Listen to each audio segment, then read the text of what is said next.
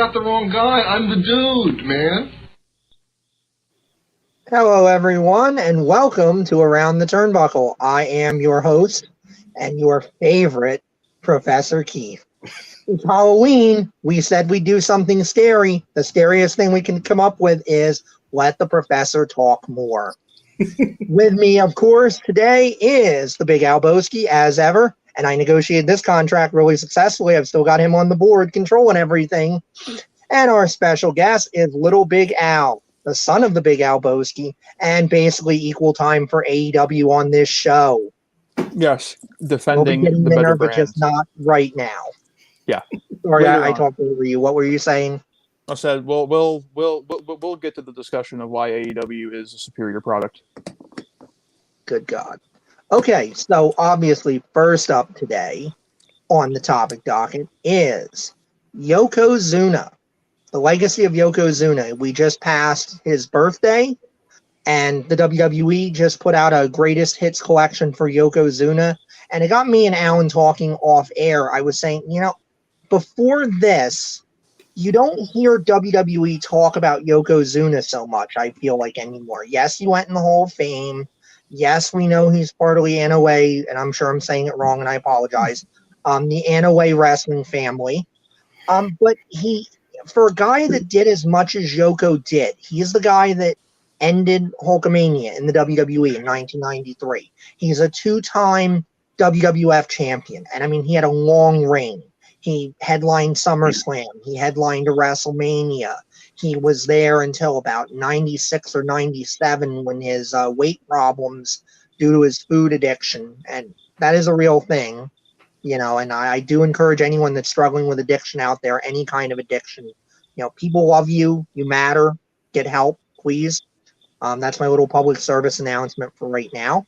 But I just feel like this is a guy that did so much, and yet we don't talk about him anymore. And he was kind of my first WWF champion. So, I mean, what do you guys think? Let me throw it over to you. I mean, am I just pulling things out of the air, or do you feel like it's kind of the same way here? I feel like Yokozuna is probably one of the most underappreciated champions of all time, probably because, he came in between. He was kind of in between the Hulk Hogan era and the Attitude Era, right? Right. So he was kind of the bridge. And the thing is that, some people appreciated his athleticism for the size that he was, and other people just said, this guy's just a big fat guy. Like, some people were into him, some people weren't. I got to tell you that at the time I was super into him because I knew Hogan was leaving, and I didn't know he was going to WCW. He was supposed to be going to do Thunder in Paradise. He was supposed to be going to do TV shows and movies, and Yokozuna was supposed to be this brand new big heel monster champion that sends him packing finally in 1993, and I thought he was awesome. I thought he was like, this big, huge 500-pound guy that can move around like that. I thought, man, this is awesome. And he had James E. Cornette, and he had Mr. Fuji. And I mean, the whole package, the whole Yokozuna thing, the theme song, the whole foreigner gimmick where he was from Japan. And, they were still in that era where you had like the good guys from America, USA. So obviously every arena he went into, he got USA chants. He got immediate heat for waving the Japanese flag around. And then the Banzai drop with a man that size was the most awesome finisher I've seen since the Hulk Hogan leg drop, right?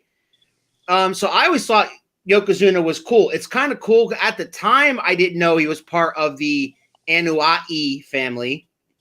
But now that I know that, and once I found that out later on, it makes his legacy even bigger to me because he's part of the Wild Samoans. He's part of The Rock. He's part of Rikishi. He's part of Roman Reigns, the Usos, and he's deservedly so in the Hall of Fame. Unfortunately, it was post-mortem, but, I mean, you are correct when you say that Yokozuna was has been slightly forgotten by a lot of people, especially people of Alan's generation. And Alan did watch a little bit of the Best of Yokozuna, and I encourage everybody to watch that on the WWE Network. Alan, what did you think of what you saw from Yokozuna? In particular, I think we were watching the casket match versus The Undertaker at the Royal Rumble.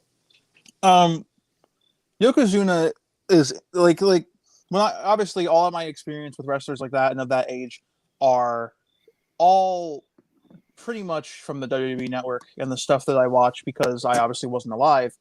But Yokozuna always one of the reasons I think he's forgotten modernly is because a lot of people, especially in my age, right, you look for exciting guys.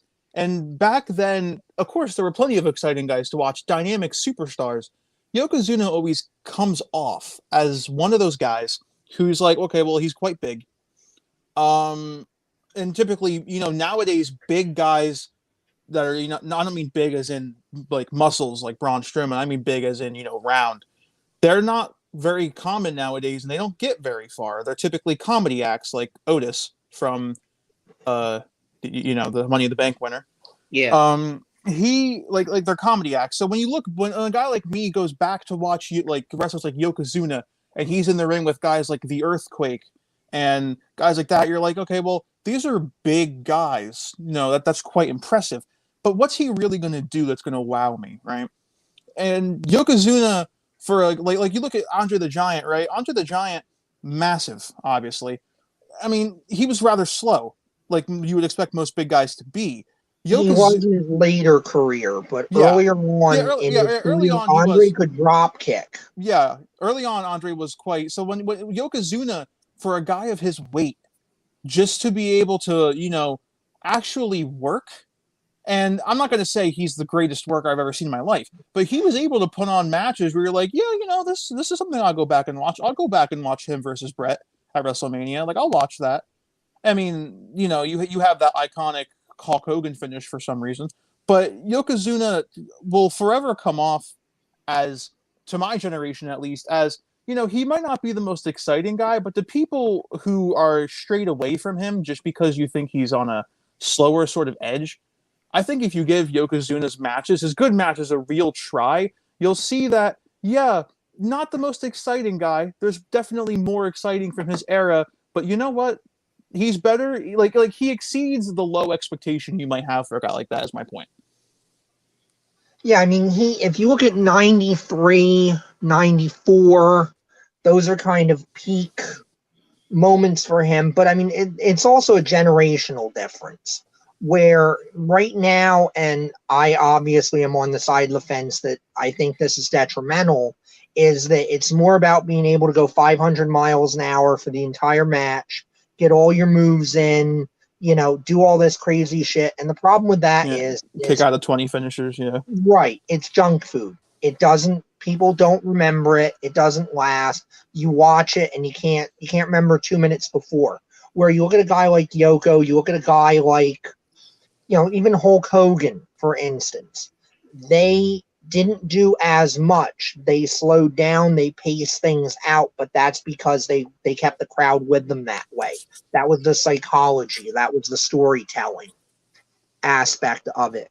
I mean, do you guys think maybe also too it's the foreigner gimmick that he was doing, that it was a case of, people are not as comfortable now in the current climate with the idea of, the foreign heel who's a heel just because he's foreign, and you get your all-American baby face to wrestle him, that people aren't comfortable with that idea and they aren't comfortable with that jingoistic kind of storyline. Yeah, because back then, a lot of the time, especially in the Hulk Hogan case, and post Hulk Hogan, the Lex Luger case is, well, the formula is, here's the bad guy. The bad guy is from somewhere in Europe or Russia or China. He comes out saying America sucks, I'm the best, and then you have Mr. America, Hulk Hogan, or like I said, post Hulk Hogan, they tried doing it with guys like Lex Luger.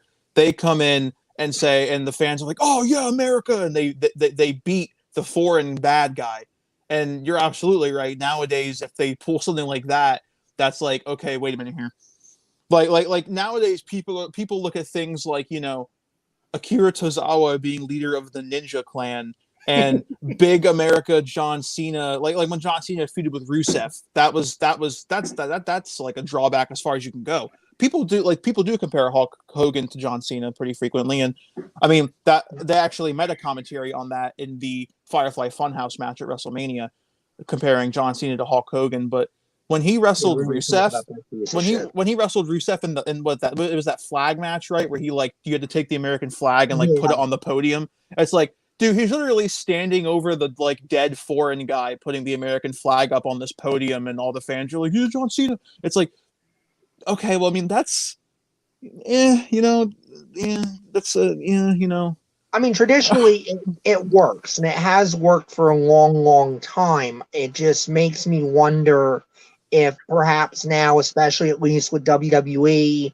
and, we're reckoning culturally with more of these things and these issues, that maybe it's a case of WWE starting to get a little uncomfortable with, gee, maybe we don't want to glorify that we've done these storylines in the past or whatnot. Because, I mean, really, we're talking about the early 90s. So it's not like we're talking about, the Stone Age. And I think it would be easier to sell, well, look, in the 50s and the 40s, maybe even up to the 60s or so, we can get away with saying, well, that was the storytelling at the time. That was the way to do it. Where maybe now we look back at the 90s, or we look back at, even Rusev and how Rusev was first being portrayed. I wonder if the company is going to start looking at it a little more and being like, yeah, like looking at it a little more slant ways. I don't know, because to me, I don't see a problem with it. I think Yokozuna should be celebrated more, and it kind of baffles me that we seem to be in this place where he's not, and he's not talked about, and he's not one of the more celebrated figures in WWE. And I mean, some of that too could be like we talked about. He's the transition between the Rock and Wrestling, the Hogan, and the Attitude Era, where that New Generation era, if you didn't move into the Attitude Era, or in the case of Scott Hall and Kevin Nash with the NWO and WCW and igniting that promotion, that you're just kind of a forgotten figure that people are just not going to gravitate to, because they're going to be like, well, you're in that lost era where everything went to shit and it almost went bankrupt, and you weren't there when the mass of the audience was there. But Yoko was there for a bit of the Attitude Era. It's just, unfortunately, that was the point where he was at the tail end of his run, where the weight had just gotten out of control. Yeah, because at that point he was 600 pounds plus, and he was like having to resort to being a tag team partner with Owen Hart, because Owen could go out there and, do what Owen did best, which was put on great matches with a team, and then make that hot tag. Yoko hits the bonsai drop, it's over, So they had a tag team run for about a year, beating the Smoking Guns, and then eventually the Smoking Guns took it away from him. And then he had a face turn, which I didn't understand, but it was kind of cool because, it was a way to me, it was like icing on the cake. He turned on Cornette, and he actually got to cut promos, because up to that point he hadn't talked except for saying Bunzai. And then he got to actually do. And if you don't know what I'm talking about, go on the WWE Network and check out that Yokozuna face turn, or even on YouTube. And he shoves Cornette down, and he had a bit of I think it was like a 2 or 3 month, 4 month run where he had matches with Vader and some other guys as a face. Still couldn't move around as much as he used to back in '93. But still, it was cool. He had a beard, and he was, Yokozuna face to me was fun. And I think the reason why they don't do it so much nowadays, like Alan said about Cena and Rusev, I think Cena and Rusev, if I'm not mistaken, was the last real American versus foreigner feud that they did. Yeah. Because nowadays you have all these wrestlers coming in from the UK, from Japan, a lot, female both, men and female both, where you have, they don't go there anymore. It's culturally not accepted as much as it was back then. And it's just me booing somebody because he's from a foreign land now is not the way it was in the 90s or the 80s. It's unfortunate, but it's the truth. Vince sure does love to get the fans chanting USA, but I mean, they don't sit there and chant USA during like a Nakamura match just because Nakamura is there. You know what I mean? Yeah, I think the tropes kind of played burned itself out because, like you say, you're seeing more of that international flavor where you didn't used to see that. So I think the audience is becoming sophisticated and saying, hey, I'm not going to hate you just because you look different from me. Hi, Shango. Well, Shango had a message earlier directed towards one urban legend where he said, "You spoke my name and now I'm here." You care to comment on that? Well, I is that a calling out? It seems a little bit like that. I don't know if Urban Legend is watching tonight. He's not watching live, I doubt, but I'm sure he'll watch eventually. Well, I suppose those gentlemen will have to settle whatever the issue is there. I don't know. I'm still waiting for the Prince Shango versus TJ Spitter Hell in a Cell match. I'm waiting for that. I think we quashed the possibility on that a little while ago. But yeah, I mean, like, because back Keith's right. Back then, a lot there wasn't a lot of foreign guys, and the foreign guys were really played out as foreign. Like they really had to make sure they push out there, like, hey, this guy's not from America. You know, like he's like, hey, he's that guy over there. He's not from here, right? So and sometimes they'd be pushed as faces but most of the time they were portrayed as the bad guys. Like you had like Yokozuna and like the Iron Sheik and who was that French tag team that was like the evil French guys? La Resistance. Yeah, La Resistance. Yeah. Hey, like, Dave. Are the Rougeau brothers? Yeah, or yeah, you like they're like Yeah, well, these are the like Mounties. the Mountie. Like these are like the Quebecers. They were not the Mounties. It was in their soul. Whoa! Wait! Stop the presses here. Hello. Whoa. Hey guys, how are you? What's up? Good. How are you? Can you hear me? Yeah, of course. You can hear me clearly.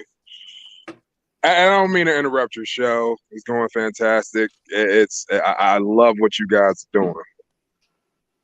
But the moment someone calls my name, what's the saying? You speak of the devil, and he shall appear. Oh, yeah. Well, I'm here. And I'm just going to keep it simple and to the point. This kid says he's heard of me. That's fine. So have a lot of people. But I have no idea who you are. And you want to call me out telling me you're going to serve me bread, do all sort of this stuff. Kid, I got shoes older than you. I've been around for a very long time. You need to make sure that you can dance right if you want to step to me. I am not any of these normal indie guys that you think you can call out and smile and kiki and ha-ha. You got the money team behind you. That's good. That's impressive. That's cute. That's real cute. I don't do cute shit. Mm-hmm.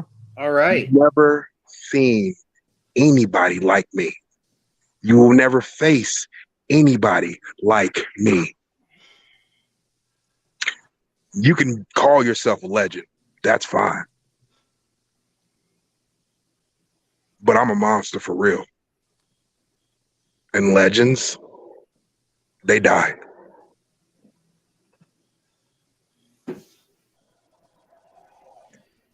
Wow. This is real. Thanks for stopping by. Yeah, well. Not a problem. Fantastic show. Love Yokozuna. Love the Fatus. Great people. Great people. Yeah, met them plenty of times. Yeah, they're local to us. For people that don't know, they're right up there in Allentown. Have a school and a promotion. Yeah, I'm hoping to get Samu on to talk a little about his family. You know. Yeah, I almost ended up training with them down in Pensacola when I first started. Down with the Fatus. Yes. Like the Kishi's family. Yeah. I went to school with Jimmy and Jay. I knew Joe. Right. When Roman. when he was in school. So yeah, it's a great family, man. Great family.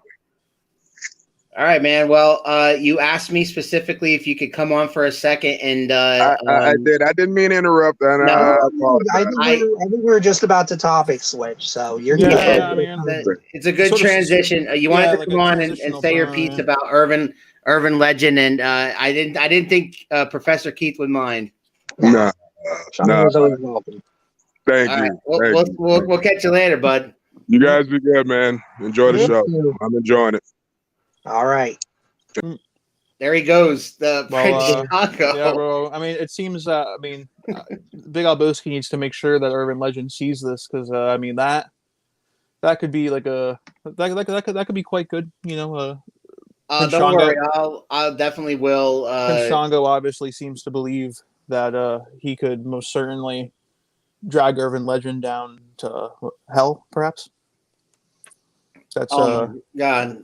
Yeah, Keith, I didn't mean to rock your boat there, man. But like he said, "Hey, can I come on for a minute to talk directly to Urban Legend?" And I'm like, "Sure." We're about equal time. You know, we're not going to put transitional promo. Talk about other people we know and not give them a platform to respond back. Got to be fair here. What's the final word on Yokozuna? I mean, Yokozuna, like I think you're in my generation remember him and will always remember him. I think Alan's generation needs to go back and check him out. I think so too, and I think this is another case of WWE has set themselves up as the keeper of professional wrestling history. And if you're going to be the keeper of professional wrestling history, then you need to tell professional wrestling history. You can't just do what's, fun for you or what's convenient for you at the time. And this is somebody that was a big, big deal within their company. It's just, again, I've really kind of thought of this, and it's something that I should maybe go explore more, is that these new generation guys, I think, are undeservedly, to a large degree, forgotten if they didn't transition into, that big money-making period of the Attitude Era. And it's a real shame, because there's some amazing, amazing guys there, and I encourage everybody, check out Yokozuna. This is why the network can be such a good thing, because you can deep dive into history with very, very little effort. And fun fact with the WWE Network, for the October as an October special, you can get it for just 99 cents this month to be able to watch Hell in a Cell. I mean, I wouldn't watch Hell in a Cell. I don't know why you would, but you could also use that 99-cent network subscription to watch all this. I'm going to tell you why. I'm going to tell you why that this Hell in a Cell in particular, I am extremely interested in. With what match? Because they are ending a 3-year feud of friendship/feud between Sasha Banks and Bayley. And that was the original intention of Hell in a Cell, was to end feuds. And it's Bayley versus Sasha, Hell in a Cell for the title. And I don't care what happens on the rest of the pay-per-view. I'm tuning in for that match. Yes, and I mean, I'm sure Hell in a Cell. I mean, we're a little harsh on the main product, but pay-per-views do deliver sometimes, and that may very well be a deliverance. But just saying, you could use that 99-cent monthly subscription to watch this Best of Yokozuna. My final word on Yokozuna personally is, even people my age who might be interested in the history of, people my age like titles, like a championship is a way to say, well, that guy might matter. And if you look back on the history of WWE champions, Yokozuna is in that list. So I'm sure, and he will forever be on that list, obviously, he was a WWE champion. So I do think people should go back and perhaps give him a little more looking at, perhaps including yourself, especially in his prime when he was quite good. And just you go back and watch and really look, and you'll see for yourself why they thought, this guy could be a main champion. All right, Keith, what's your next subject, bud? All right, so the next subject, we're going more towards the modern era here. WWE had a draft last week, shook up Raw and SmackDown. So what do we think of the draft? My initial thought, the joke I've been making all week, is deck chairs on the Titanic, because you can move the talents around, but you still have one guy in charge of creative. Vince McMahon is still in charge of creative. Under Vince is Bruce Pritchard, who is just going to do what Vince tells him to do. And there's a bunch of writers that their only job is to make sure that those two are happy. So you can move whoever you want, wherever you want, and it's not going to matter. It's still going to be the same crap. It's just going to be different players doing it. We're going to shake things up tonight, pal. And already the new SmackDown, the season premiere, ratings are down. Yeah, obviously, this talking about this draft and AEW upcoming will be more, my sort of thing because I actually am more engaged.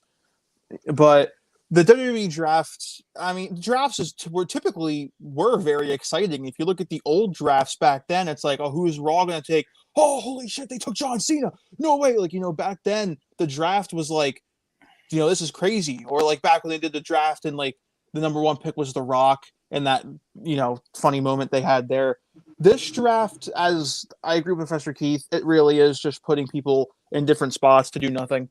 But I get what they're trying to do. They figured the draft has always been very successful. Doing a WWE draft might get some viewership, and it's not. And it's just really serving. It's just really showing now that this draft's not going to have anything come out of it. It's just wrestlers going to different places. Raw is way more stacked than SmackDown, in my opinion. Yeah, absolutely. And it's like, it's very clearly works well. People always love the draft. This will get viewership, and it didn't. It backfired. Now what are you going to do? You got to get these viewers back. What are you going to do? In case you don't know, Raw got McIntyre, Bobby Lashley, R-Truth, and the rest of the Hurt Business. AJ and the rest of the Hurt Business, yes. But they were already there, so those aren't pickups. That's just retention of talent, right? AJ Styles. Yes. The Fiend. The only one that matters, yeah. Randy Orton. He's carrying the ball at this point. Randy Orton, Braun Strowman, Matt Riddle, Jeff Hardy, Keith Lee, Ricochet, Elias, Sheamus, Angel Garza, Humberto Carrillo, Drew Gulak, Tucker, not Tucker. Otis, just Tucker. Just Tucker. Dabakato. That boy should rent, not buy. Tucker. What's that? Tucker should rent. He should not buy. He's I don't think he's going to be around very long. That previous name, previously known as Babatunde. Stop. He was. I know. Titus O'Neil, Akira Tozawa and the Ninja Clan, Riddick Moss, and Arturo Ruas. And as for the women, they got Asuka as champion. They got Charlotte, Naomi, Alexa Bliss, Lacey Evans, Nikki Cross, Peyton Royce, and Lana. As the tag teams, they got New Day, The Hurt Business, Miz and Morrison, Retribution, and Lucha House Party. The women's tag teams, they got Shayna Baszler and Nia, and they got Mandy Rose and Dana Brooke. And that's Raw. Yeah, just to point out that New Day draft pick does not include Big E. That Correct. Just includes Kofi Kingston and Xavier Woods. And as just a quick note before the professor gets his words, and I'd like to say that when Asuka got drafted, I'm 90% sure she was going like this, praying that Charlotte wasn't there, and she was like, "God damn it, there goes my title." Woo! There goes my title. It's gone tomorrow. No, Charlotte's got a couple months to heal. Yeah. Oh, okay. Yeah, she'll be fine. Asuka will be Yeah, fine. David's right. It's a change of brands. The same feuds are going to continue, so you're not really blowing anything off with this. Most of the people on that list are not over. They've been trashed. They've been scorched. Dana Brooke, I'm sorry, she's scorched earth at this point. Nobody cares. Keith Lee is being wasted. So many of these people every other are being NXT wasted. talent. That the draft, and that's part of why the draft doesn't work anymore, because you have so many people that are just there.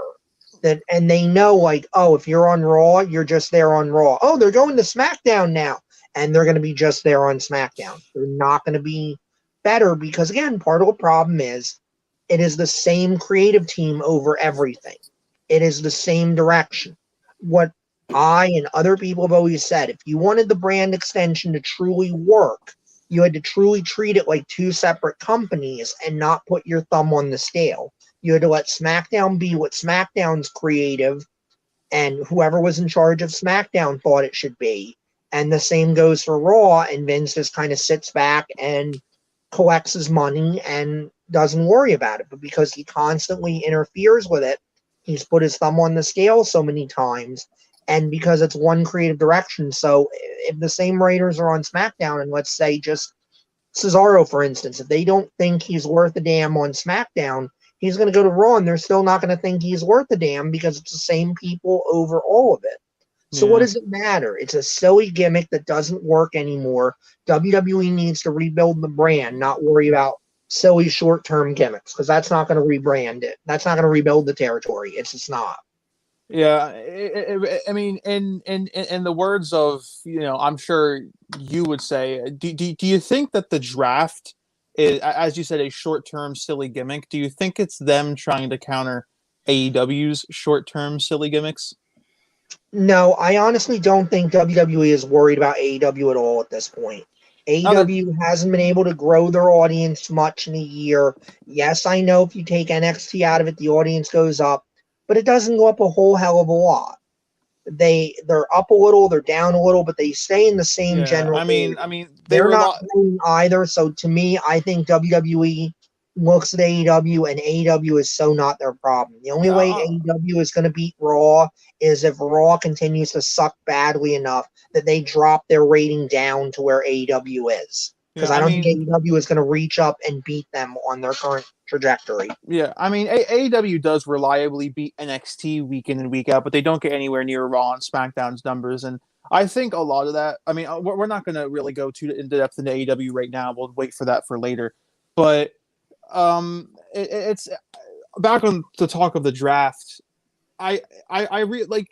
It's just upsetting because it's something that you should really be getting excited for, because the draft, as I said, was really big back then in the Ruthless Aggression era. The draft was huge in the Ruthless Aggression era because people were like it added a level of excitement.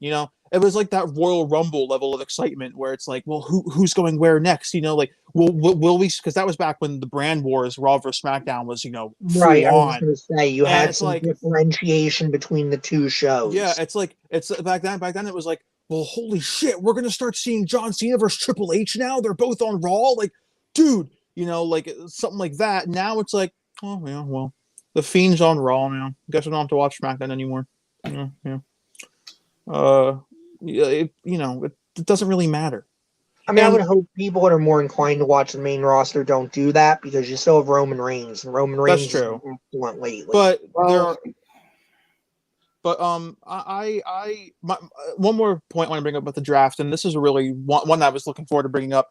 Kind of just add that Raw drafted Retribution. Yeah. And isn't Retribution supposed to be we're not a part of this, we're trying to destroy the company? They have contracts now, because that's how you get a job, right? You destroy the place where you want to work. Yeah. And they look at that and they go, you blew up my generator and tried to take this show off the air. Yeah, that's guts. Yeah, we need guts around here. You're hired. Yeah, the grocery store scene in Ted. Yeah, I'm gonna walk up to my local freaking walk up to my local Walgreens, just walk in there and trash the place and go, I'm gonna destroy your corporate. Get in here, put a shirt on, you get behind that counter. We need people like you.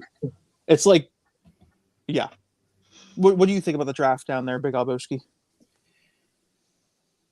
I always get excited for the draft. Only because it does move guys around. It does, to Dave Dilly's point, yeah, they change brands with the same feuds continuing, but there are some key movements that maybe might, expose some other guys, or maybe actually showcase some others that they haven't yet. I disagree with Keith as far as, and you too, as far as we need to define what constitutes wasted talent as far as NXT guys moving up. Because to me, if my son feels like if you're not WWE or Universal Champion within a month or two, they're wasting you. All right. Did you think Keith Lee was going to come up in the main roster and be champion overnight? And look Jesus, no. You want to talk about former NXT champions that made it? Drew McIntyre is the current WWE champion. He was in NXT for a cup of tea. And he's like the only one that's done that. Plus, he was not originally NXT. That was a stopover for him. Seth Rollins. That was no. I did bring up that's old NXT. That's way old. Roman Reigns. Roman Reigns was there for a cup of coffee. Dean Ambrose. Moxley.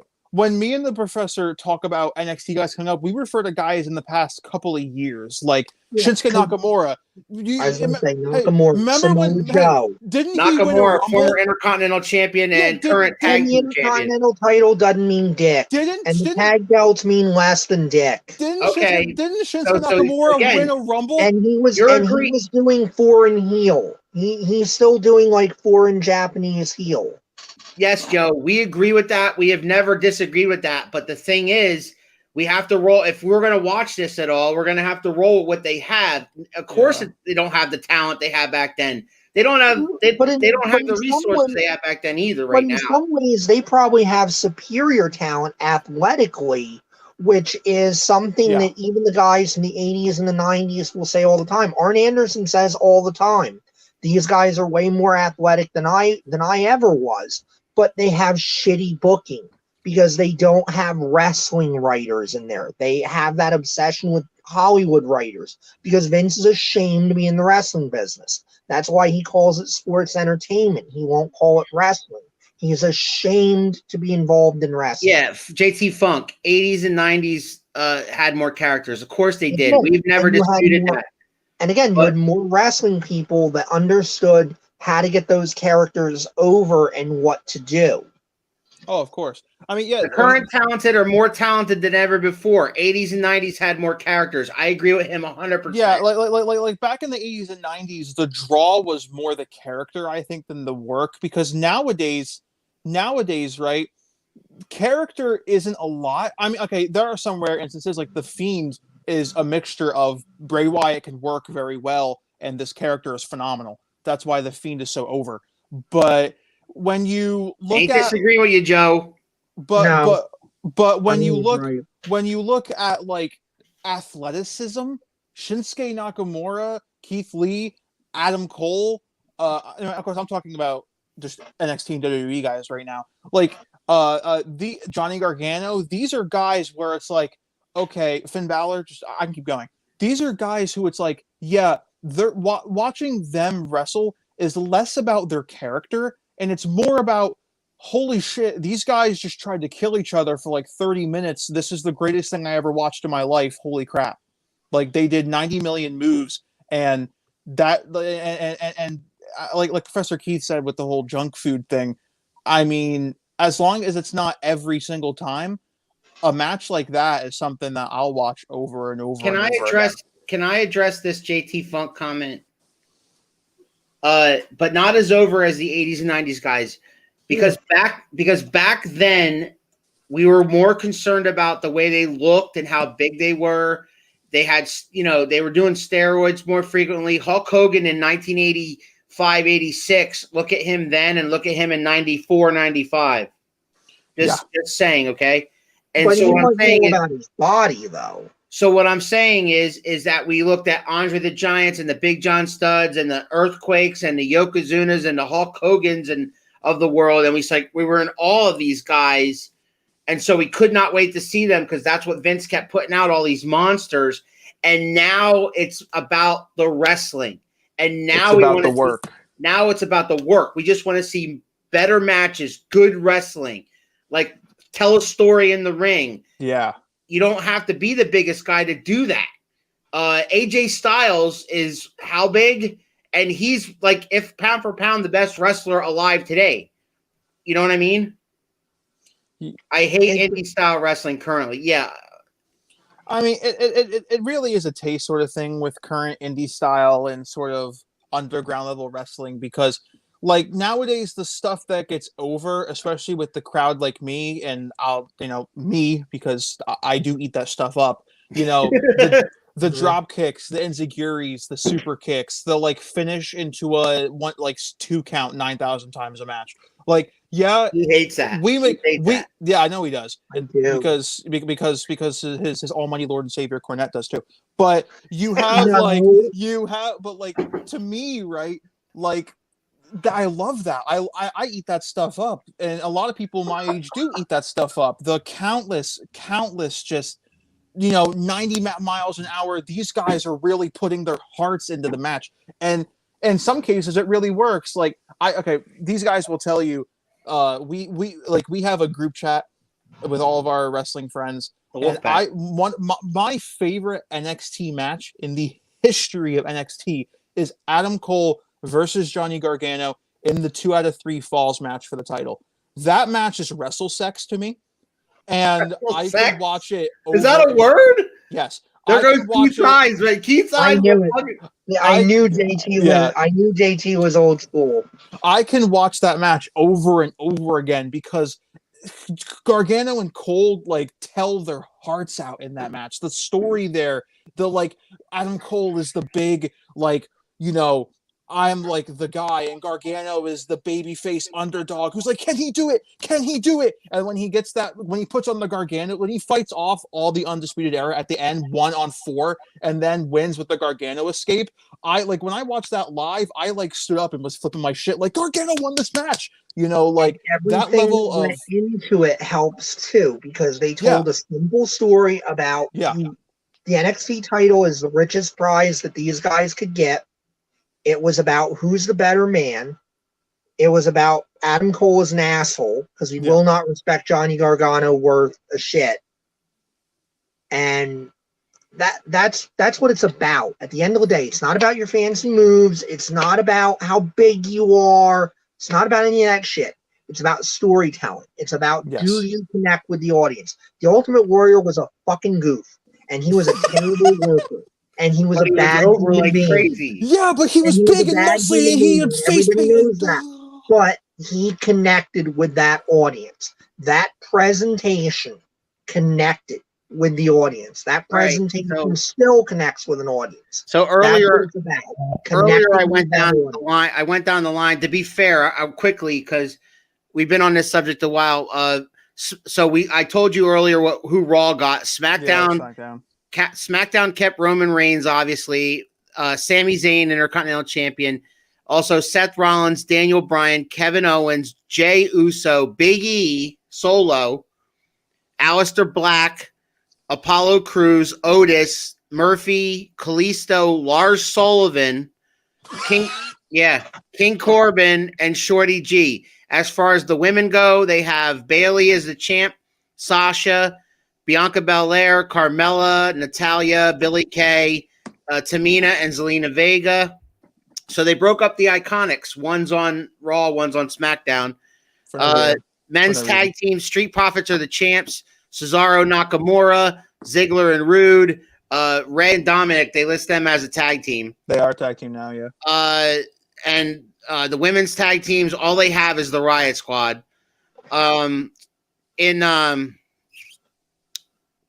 In the pools, but not selected, Andrade and Mickie James are undrafted free agents. They can float around. Well, Andrade is going wherever Charlotte is, as long as they're, you know. Also, Becky Lynch, Jimmy Uso, Edge, Jinder Mahal, Samoa Joe, The Forgotten Sons, Bo Dallas, Big Show, John Cena, Goldberg, Ronda Rousey, and The Undertaker are listed as unrestricted free agents. The Undertaker? The Undertaker, the Undertaker's retired. They just don't want to acknowledge he's retired. I wonder which brand gets Goldberg. Should we transition into that? No, I think some of the undrafted thing too is for that they can. Xavier and Kofi are still there, and Big E hopefully gets the single push he's always deserved. Go on, Professor. I hope so too. You can go on. You were talking. I mean, I think you're undrafted because some of those folks are injured. Some of those folks are part-time. You know, and it also may be a case of, too, like I say, with Andrade, they may not know what they want to do with Charlotte because theoretically, Charlotte didn't come up in the draft. They can do whatever they want to do if they want to move her off the brand she was on. If they want to make her, drafted to the Flair brand, which means They she can go drafted her to Raw. Did they? She got drafted to Raw. So Andrade is probably going to Raw again eventually. Yeah. So I don't put a lot of stock in that, especially too when you can just move people around however you want, willy-nilly. So yeah, I think we're good with that topic. Yep. Professor, I'm going to be out of this topic, so I'm going to talk real quick because I'm not going to get a word in while this is going on. Yeah. But I just want to clear a few things up. First off, make no mistakes about it. No matter what is said between these two, Professor Keith does not outright hate AEW. He just disagrees with a lot of what they're doing, whereas Alan flat out loves it. Second, my opinion of AEW, if in case anybody wants to know, is a little bit of both. I have some of Alan's liking for it, and I have some of Keith's hating for it. So I'm really on the fence with AEW, so I'm out of this debate. The last thing I'm going to do before they get started is I'm going to promote some of our up-and-coming shows before we run out of time to do that, which let's see what we got here. So this Wednesday at 8 o'clock, our boy TJ Spitter has Spittin' with Spitter on his new time Wednesday at 8 o'clock. This Sunday, Cypher Knowledge with Chrissy with special guest Haywood. I hope I'm saying it right, Zapata or Capata, who is a wine enthusiast, and they will be giving away not one but 2 free bottles of wine during that show. Yes. And for information on that, visit Cypher.Chrissy on Facebook. Go on her page. All the information is right there for that. Sunday at 8. Tomorrow, Keith, as you know, we have an Around the Turnbuckle. Right. In which our guest will be James Bandy II, who is an independent wrestler all over the country. And he's booked on October 24th. He'll be talking about, he's booked in a casket match, which is the first time he's ever been in a casket match. So that'll be fun talking to James about that. Tune in tomorrow for Around the Turnbuckle on our normal Sunday slot. We'll go back to this, and Keith, it's all yours, dude. Right. So, look, I don't hate AEW. Everybody thinks, he hates AEW because he has nothing but negative crap to say about it. Look, I want AEW to succeed. I want everybody to succeed. But at the same token, wow, Joe, you got a lot of hate in your heart. He does. A lot of hate in your heart. He followed that up with an angry face because I think, we stopped talking about the draft. I mean, the network exists. You can live in the 90s if you want. It's okay. Go ahead. But they need to do better than they're doing because increasingly to me, this is coming off like a money mark, which would be Tony Khan. And a money mark is somebody who just comes in with a lot of money, starts a promotion. The wrestlers come in and they all shock him, give him a song and dance. They get what they can get out of it, and then they leave. I don't see. They promised us this revolutionary, sports-based, statistical wrestling show, and what they are giving us is outlaw mud show, indie-rific stuff. The Bucks, Kenny, I can't get into these guys. I don't know why people are into them because it's finishers as transitions. It's go a million miles an hour. It's the same match every week. Everybody works basically the same way, dives to the floor. The rules don't matter. I mean, you told us you're going to change the world, and you gave me a poor version of WWE in most cases. That's what I see when I watch AEW. Only maybe 2 people are over, and those are the guys that have been on national television before and have done this before. I don't think they've created any new stars so far, and they're not showing me that they have an ability to do it. I want them to prove me wrong, but I think as long as Tony Khan is going to be the booker, and Tony Khan is going to book what he thinks is good wrestling, which is obviously the hot shot and do the Attitude Era and stuff like that, that company is only going to stay where it's at right now. They're not going to grow. Before I make my points, I want to ask the professor a question I've been preparing. Is there anything positive that you have to say about this brand? Oh, absolutely. I think Cody Rhodes is doing great. I think having Arn Anderson there in the corner is wonderful. I think FTR was an amazing pickup. I think putting him with Tully Blanchard is great from a presentation perspective. I agree with them having made Chris Jericho their first champion. I thought that was a good idea, and building around him early on was a good idea. I thought utilizing Moxley prominently is a good idea because, look, you have to utilize the guys that have been there. The TV guys everybody knows needs to be exactly up front first. Like I talked to you about, because you were against Jericho being the champion. That it's a case. Let me just respond to Joe real quick. No, WWE is horrible. WWE is horrible right now. I just don't blame it on the talent. Yeah. I know a lot of those guys can go. I blame it on a 70. Is he 72? I think Vince is 72 now. A 72-year-old man is the head of creative. There is no one that will tell him that he's out of touch, that what he's doing doesn't work anymore, and he will not allow himself, like he did in 97, to say, maybe I don't know everything. The office door is open. Somebody come pitch me ideas. Somebody come, try to turn this damn thing around. I agree, Joe, completely. You're the man. No.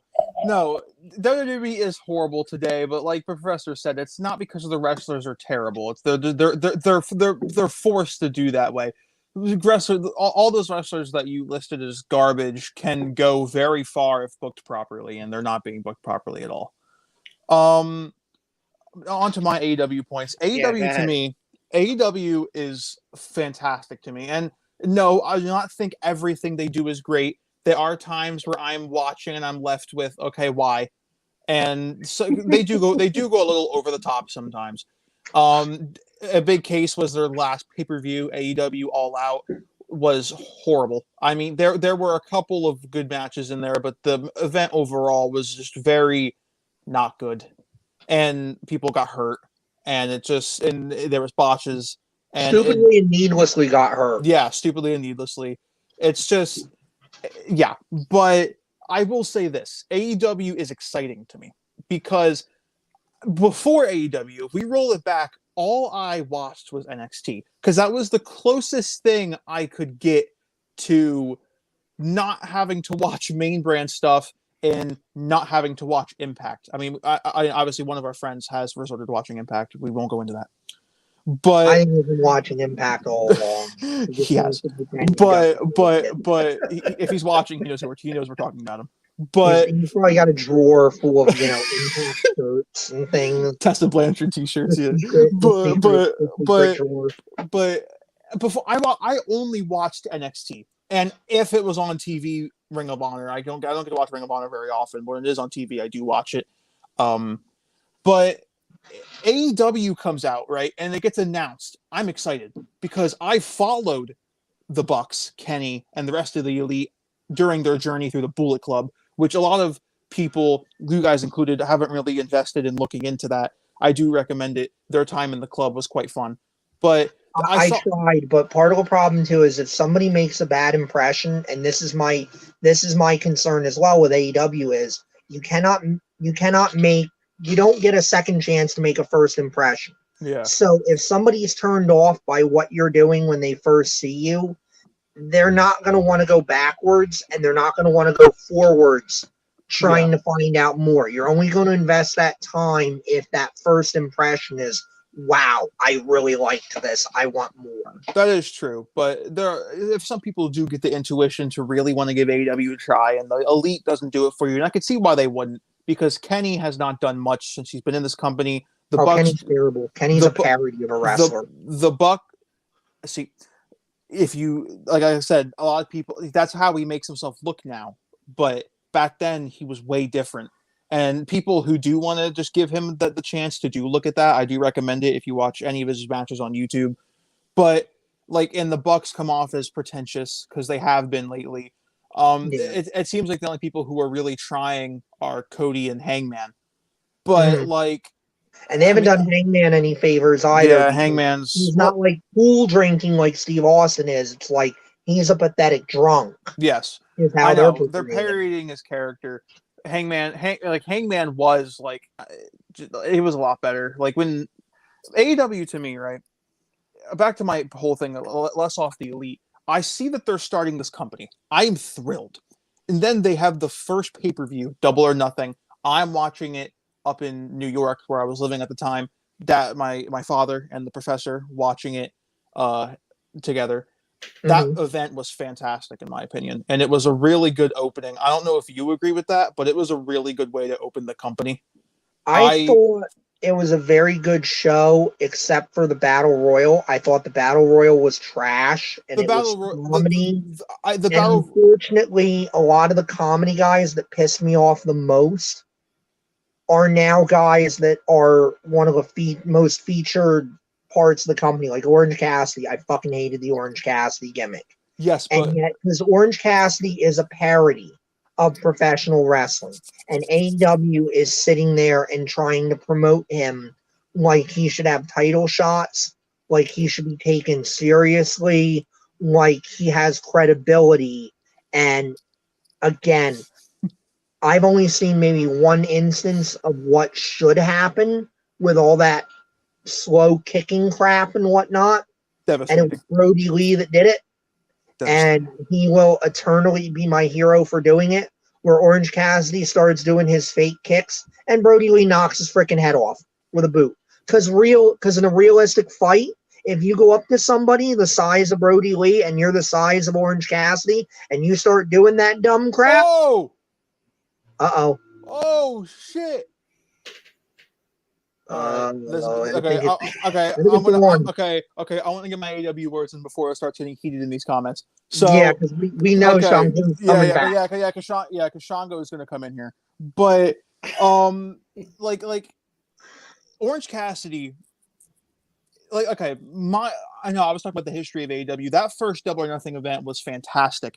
Every match in it was great. I mean, the Battle Royale was them showing off their comedy gimmicks to full extent. They had pretty much every. It was for a title shot at the world title. Yes, I know, but I mean, look at WWE Royal Rumbles. They throw legends in there. Is Hacksaw Jim Duggan going to come back and really win the match? They have enough establishment with it that they can almost get away with it. That you sort of look past it. Yeah, but in this battle, make it right, and that doesn't make your point not valid, because your point is valid. Once they changed it to, if you win this, you're going after our top title. They have, to a degree, stopped putting the legends in.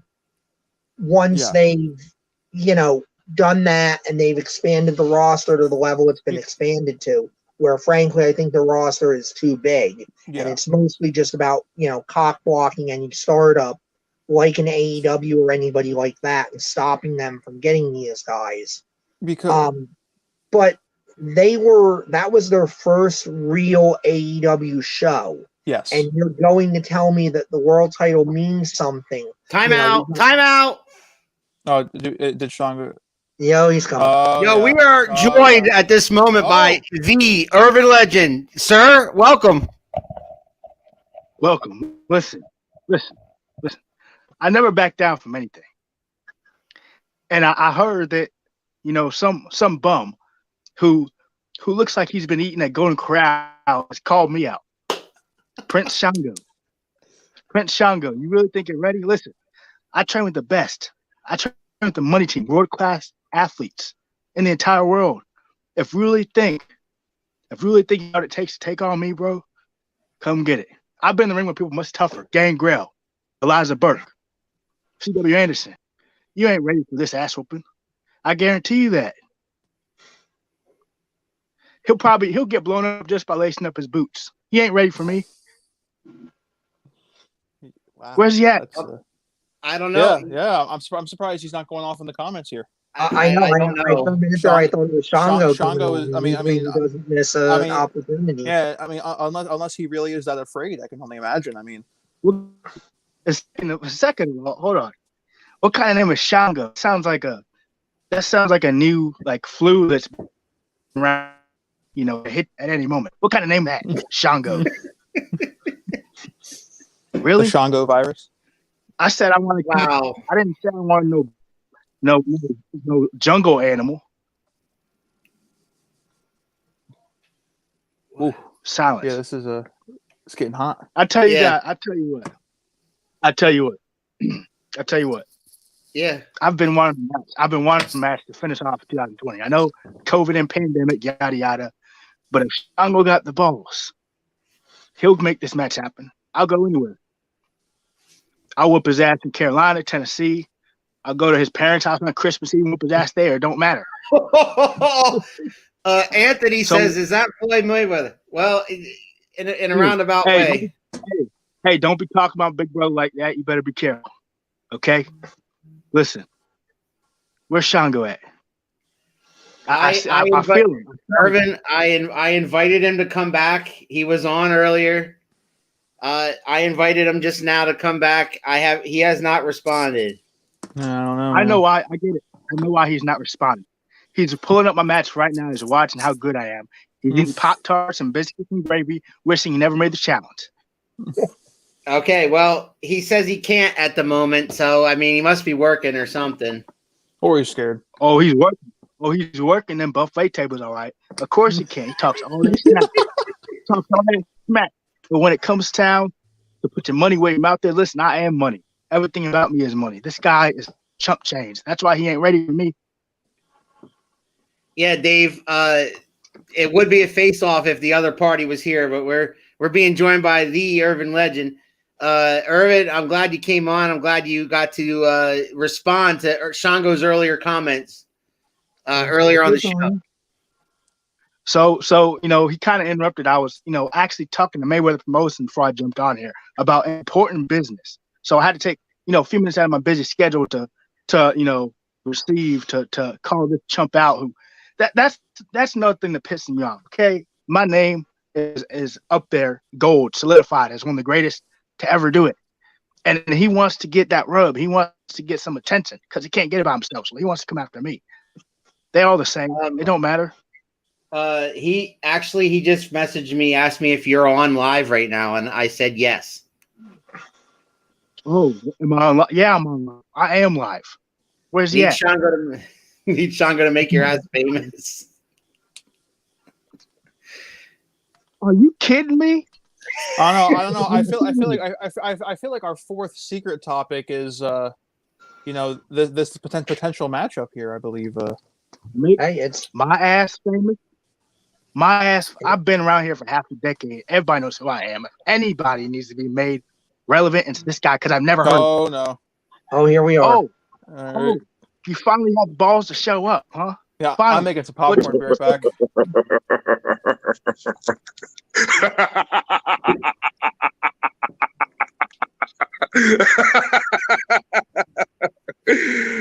supposed to scare me. That cute little Halloween laugh you got. Is that supposed to be intimidating? No, that's is this not. Halloween? You think Michael Myers? This is not Michael Myers. No play on the monster. I am. It's not Michael Myers. It's Prince Shango. Listen, buddy. You should be This ain't worried. Halloween, You so you can kill the said accent. my Kill your name. little dusty hair. You called me out. So I tell you what, anytime, any place, anywhere. Ooh, okay. Anywhere, any place. Oh yeah. Oh yeah. Look, you ain't ready for me. You ain't ready for me. Adorable. That's adorable. So you can get your skull, your little party city pumpkin hats, or whatever you think you got, and you can get your ass whipped. Tell you what, why don't you tell your friend Money Mayweather to book the venue? Yeah. And then you and I can put on the show. You don't deserve a venue. How about that? You don't deserve a venue like that. You I'm ain't giving big. you You ain't an big market. opportunity to make yourself more relevant. That's what I'm doing. I'm giving you a chance to really show people that you know what to do when you're in my ring. Are you kidding me? Me relevant? Listen, I'm the been relevant vet. since I Hold up, the room, okay? Grown-ups talking here. I'm the vet. Oh, you're the you vet, huh? decided to come and talk and then say my name and all this other stuff. That's adorable. That's cute. Promos are fun until your opponent shows up. Ooh. Oh man, I'm scared. I'm shivering. I'm shivering in my 600. Listen. Yeah, that's cute. That's cute. Money can't save you. Money can't save you. Well, ego can't save you. There is no ego. These are facts. This is pure, unadulterated facts. I'll tell you what's fact. You're that's not true. You're not better than me. I'm waiting. I'm waiting. I'm waiting. Say something relevant. Say something to get the people going. It's called entire world. Come on. You really think you're ready for this? You think you're ready? Ready for what? Ready for what? This is gonna be fun. Explain to me. Explain to me what I need to be worried about. I'm gonna let you finish. So you stop cutting me off. No, please talk. Are you done? I'm interested in what you say. See, like I said, it's called promo. So you cut me off. I'm listening. Go ahead. Go ahead. You done? Listen, no, you gotta put some respect on my name, Mr. Vet Man. You ain't no vet. Respect. Okay. What's up with that goofy laugh? This ain't. I ain't scared. What's up with that laugh? Scare some kids on TV? Is that with your cute little smoke vaping pen that's poisoning your lungs? When you get in the ring with me, you're gonna get blown up smoking all the bullshit. You know what? You know what's funny? Here's a little parable for you. You ever heard of tortoise in the hare, right? Like, you know, they say slow and steady wins the race. Why do I need to rush around? And all I got to do is get my hands on you one time. That's all it takes. And then, like I told you before, the fire, the heat that you claim to have, that fades. That heat. Hey, that may be true, but you got to catch me first. I'll catch you. You can't do shit. You can't catch me. Gentlemen, take my money now for this match. All right. Yeah. Keith, you're the host. One guy, you got the power. You got the power. One of y'all get this book. I'll be waiting. I'll get my tickets. I'll be waiting. I'll be waiting. And get it over with. Move on my life. Life. That's an interesting term. That's an interesting term. Enjoy it. Embrace it. I'm a busy man. So after I beat your ass, embarrass you like you got a bucket list to accomplish. This is what you have. Gentlemen, we gotta finish our show, but thank you both for coming on. And I don't care which one of you makes this happen, but we're gonna be there. Oh, absolutely. Okay. Outstanding. God, Keith. Oh, this is going off the rails, but yeah, I think I speak for us and everyone in the audience. We want to see this. Clearly, there's an issue here. It's got to be settled. All right. Yeah. This blood is not my hands, on y'all's hands. Y'all make this match. I got you, it's gonna man. be massacre.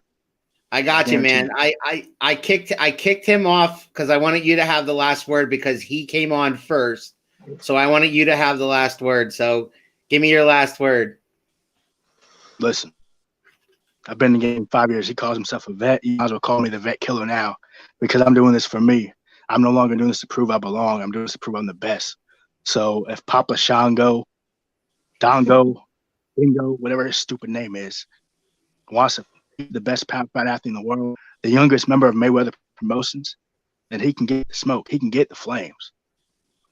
I'm too hot to handle and too cold to hold. He ain't ready for me. Okay? I hear you. Guarantee you, this ain't no cocky bullshit. This is for real. I'm gonna whoop his ass and embarrass him for disrespecting me and calling me out. This is just another ass dude who can't stay in his own lane. He wants to come in my lane because I live in the fast lane. Okay? That's that. Thank you, Irvin. Thank you for coming on. And yo, be safe, man. Be safe and good seeing you again. All right, man. Yo. Be safe, my man. Yep. All right. Well, that See what you did, Keith. yeah, that went off the rails a bit. Oh there. yeah, that's totally my fault. Yeah. Mm. This Mr. Control Board Operator pot stirrer. If down somebody there. sends me a message and they ask me to come on, did you want me to run it by you first? No, that was fun. I'm just saying, you're sitting there and you're acting like you're all innocent, and we know you. We know you're out there stirring that pot a little bit. Stirring Actually, it. truth be told, behind the scenes, my wife was stirring the pot because my wife tagged Irvin and sent it and shared our around the turnbuckle to his, tagged him in it. So it got them talking. So I'm sitting here watching them go back and forth on Facebook, comment for comment.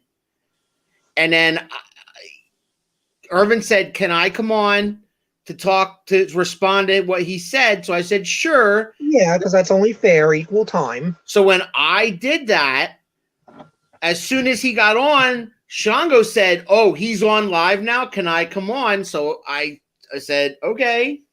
Yeah. Let him work it out. That's how that works, man. That's how that works. All right, man. Go ahead. Where were you guys? Well, We're an hour and 12 in, by the way, but yeah, I think we're wrapping up.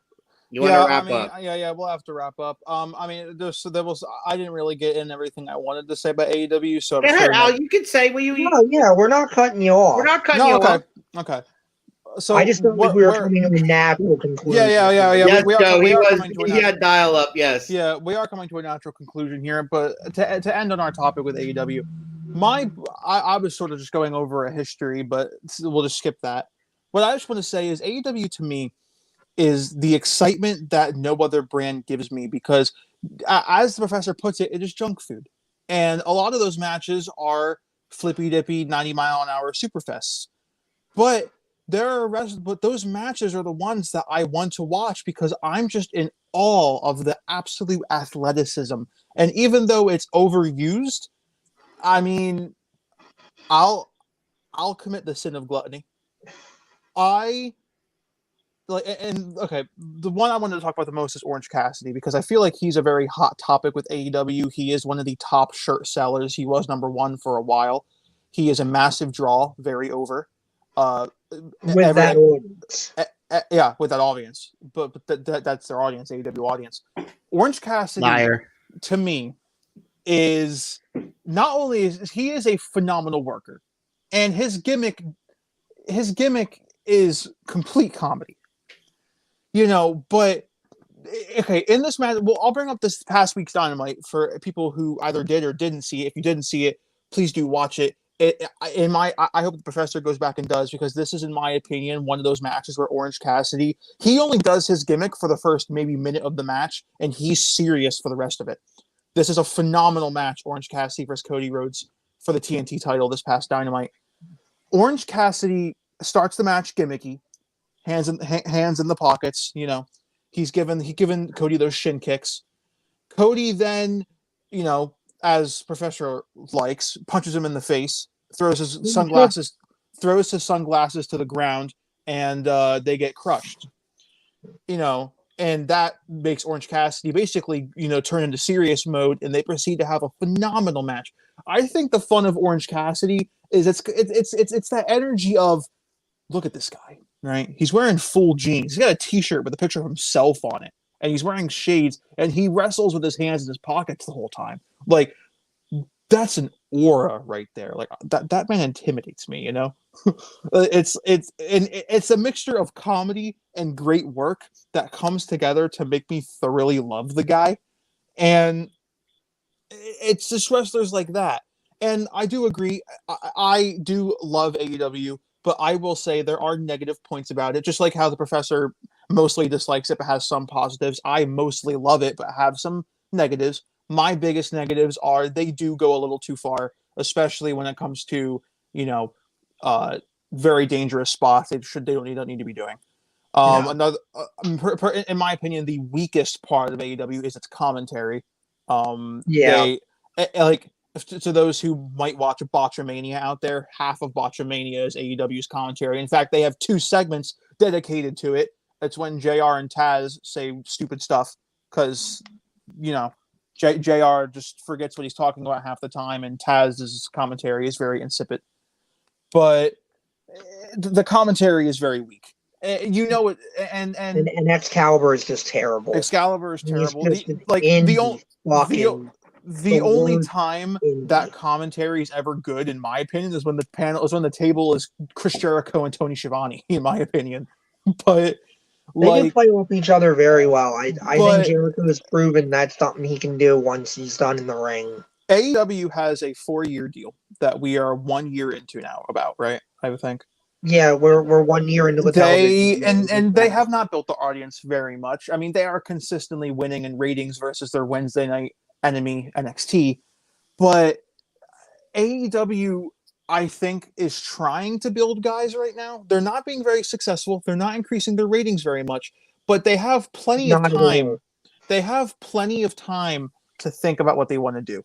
And at the moment, they're in sort of a standstill. And obviously, we can't really. Another big part of AEW's success, we do have to say, it has been heavily affected by COVID-19.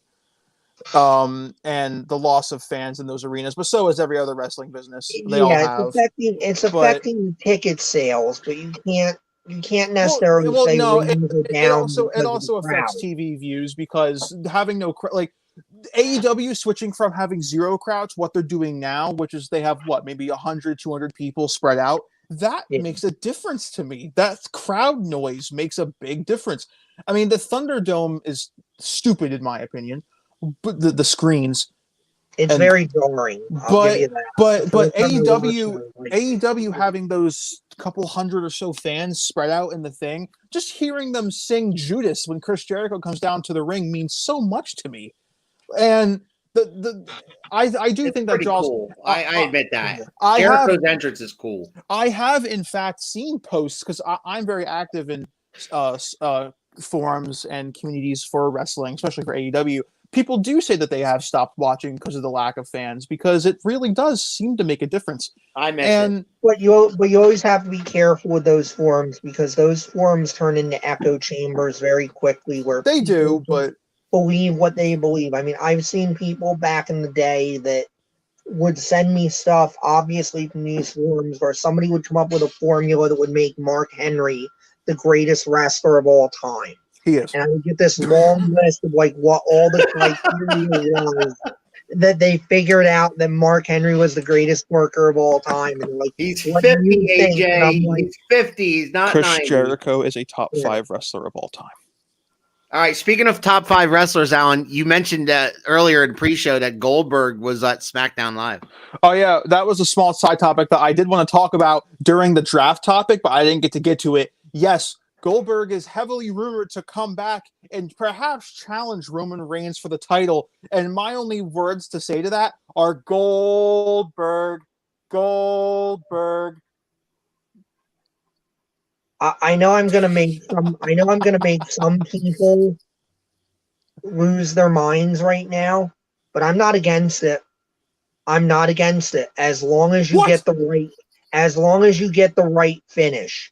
As long as it's Roman Reigns going over him, because Goldberg is Goldberg. Oh no. You can build up the Battle of the Spears, but Roman Reigns needs to walk out of that the winner and still the champion. They cannot do this bullshit that they've been doing where Goldberg, beats somebody that's got momentum behind him. I still don't think the Fiend has recovered all the momentum he had.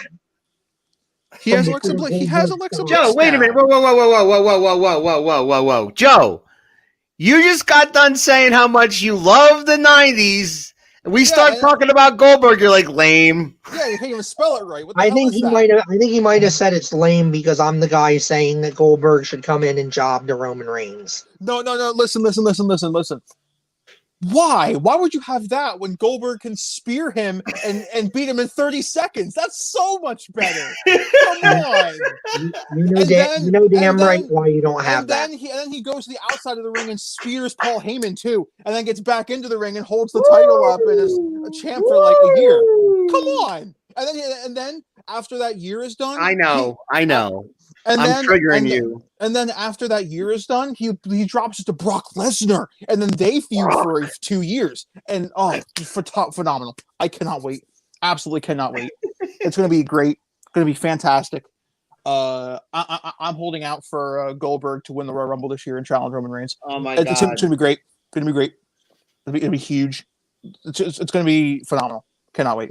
Keith, I got a message directed towards you by one urban legend. He's not going to bring it up on the show because he didn't want me to. I mean, he's busy right now, but he's like, hey, guys, just want to shout out. Thanks, man. Thanks, Professor. Thanks, Little Al. That was fun. I hope this match happens.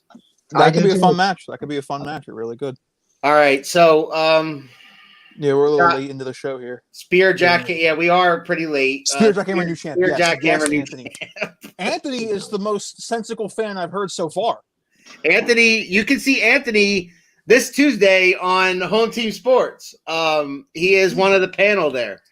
Team Sports. Better with sports than he is with wrestling booking because I feel like he couldn't be worse after that comment. That's a great. Come on, Keith. Come on. It's Goldberg. The best WCW wrestler of all time. He's on the WCW Mount Rushmore. All right, so speaking of Home Team Sports, that's another one of our new shows. It is Tuesdays at 6 o'clock. Myself, Shango, you saw him earlier, and Anthony Joseph talk sports. Our guest panelist this week will be the brother of Kyle McDevitt, Philip McDevitt, live from Louisiana, talking all things, mostly NFL, but we'll mix a lot of the other stuff, World Series stuff in there too. But it'll be mostly about the NFL and how I done whoop the panel's ass as far as predictions go. I would just like to say about Home Team Sports, if TJ Spitter can't make it and you need a basketball guy ever, I'm right here. Just saying. Yo, I was a huge Goldberg fan. So sad to watch him versus Taker almost drop Taker on his head. I know. He doesn't have the strength anymore. Yeah, that I will say that is Goldberg's one flop. But other than that, he is fantastic. I hope you heard my statement there, Albowski.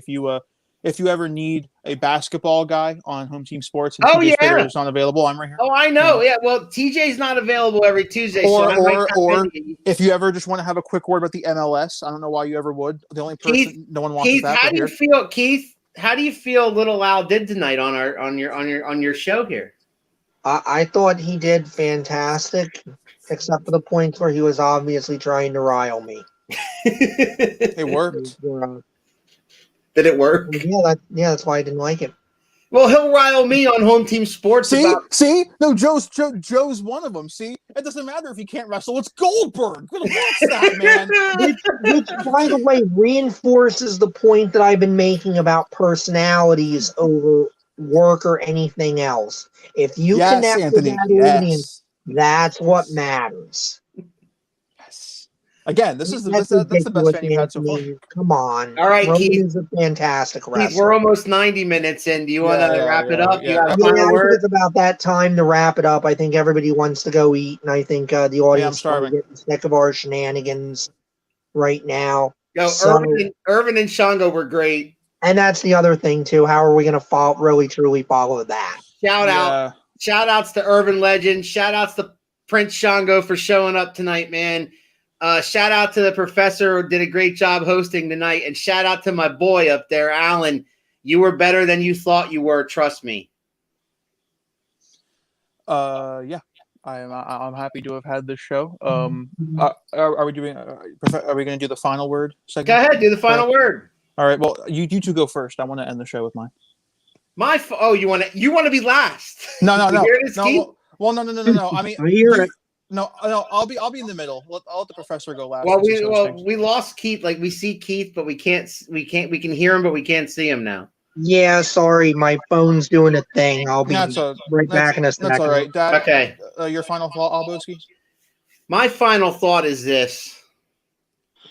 I'm gonna do something because at the end of every Around the Turnbuckle, we wanted to start doing a professor's perspective, and since this is the professor's show tonight, I'm gonna do a Big Albowski rant real quick.